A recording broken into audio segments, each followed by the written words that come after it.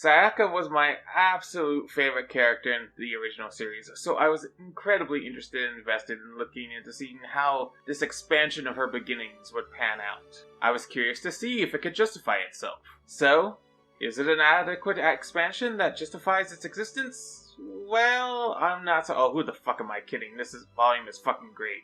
It shows you the main character from the beginning of her self-revelations about her sexuality to her final acceptance of who she is and who she loves. It weaves a beautiful tale as it shows you who Sayaka was in her early days. It introduces her as an incredibly serious child that doesn't really hang out with friends and worked hard to grow up and be mature. It shows that she lives a somewhat sheltered life as her only real companions are the cats that live around her house and her retired grandparents. Her parents only make brief appearances throughout the story as they aren't really able to interact with their daughter, as often they are just too busy with their work schedules and she's too busy with her school and extracurricular activities. Because of this, she hasn't had much life experience despite how mature she thinks she is, and the light novel does a wonderful job illustrating that whenever we see how many firsts she has whenever she actually forms a friend group and goes out to a restaurant for the first time. Yeah, that kind of gives you an idea of how little Sayaka does other than her studies. She also really doesn't think much outside of that either, until other forces come in to smash her viewpoint like a wrecking ball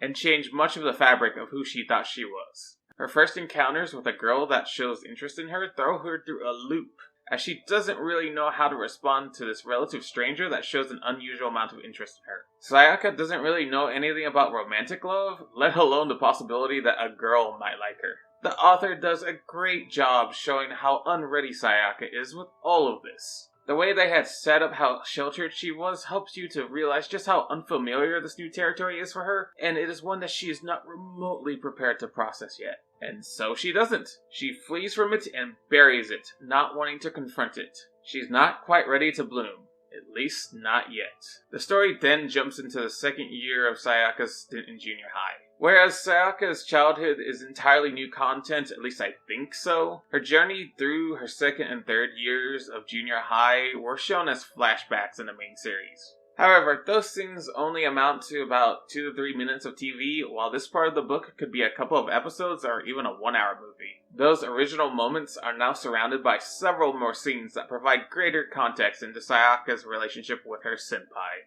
We see how much her senpai seems to enjoy talking to her and trying to get to know her, while also seeing how confused Sayaka is as to why this upperclassman is so informal with her and willing to hang out with her, even if that means that it's just her and all the other underclassmen. We also see how sheltered both of them are, as they share a few non-romantic firsts with one another.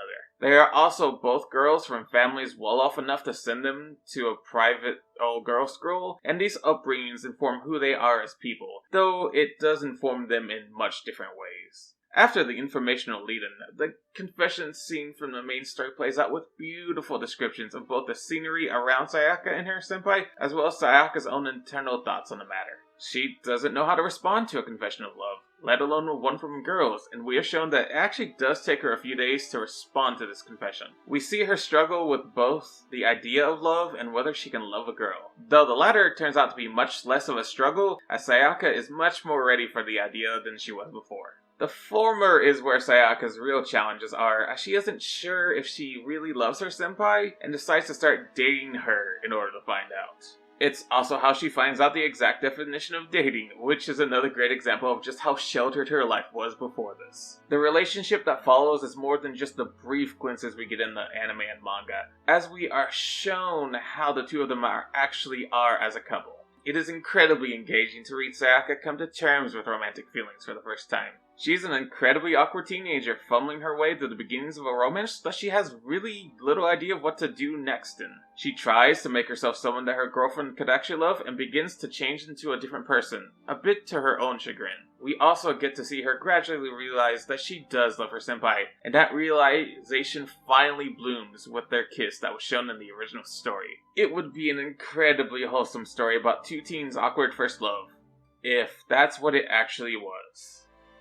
Instead, this story is sprinkled with hints of how Sayaka's girlfriend actually views their relationship, and each of these hints is just a tragic reminder of how this will all finally play out. Before we get to that tragic conclusion, however, the story provides more scenes that take place between Sayaka's first kiss and the end. We see Sayaka descend from happy schoolgirl head over heels in love to a lonely partner who's no longer in the school of her own lover. We see her awkwardly attempt to re-establish connection with her girlfriend, but it's clear their dynamic has changed.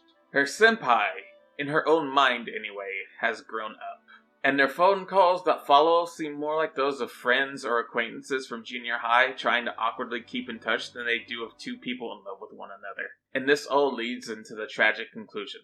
The day of their relationship's end is described with great detail by the author, with good symbolism present throughout. Sayaka's senpai finally breaks her heart, as we all knew she would, and it stings more here than it ever did in the manga or anime, as we've seen Sayaka come to terms with who she is and her love for this person who may or may not have ever really loved her back.